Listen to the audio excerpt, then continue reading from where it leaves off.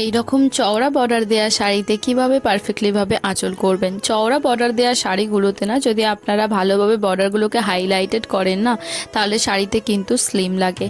তো প্রথমে এখানে আমি আঁচলের প্লিটটা বানিয়ে নিয়েছি, আর তারপর আঁচলটাকে বাঁ দিকের কাঁধে রেখে প্রথমে দুটো বর্ডারটাকে আমি এক জায়গায় জড়ো করে একটা সেফটি পিন দিয়ে দিয়েছি।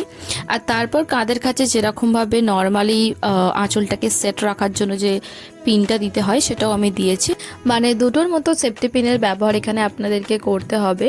করে আমি আঁচলটাকে ওইভাবেই রেখেছি, আর তারপর করে নিয়েছি আমি সামনের দিকের কুঁচি। তো এইভাবে যদি দুটো পিনের ব্যবহার করে একটুখানি সময় দিয়ে আঁচলটাকে সেট করেন না, তাহলে কিন্তু এরকম বর্ডার দেওয়া শাড়িতেও কিন্তু খুব সুন্দরভাবে পাড়গুলো বা বর্ডারগুলো হাইলাইটও হবে, আর আপনাদের এটাতে স্লিমও লুক দেবে।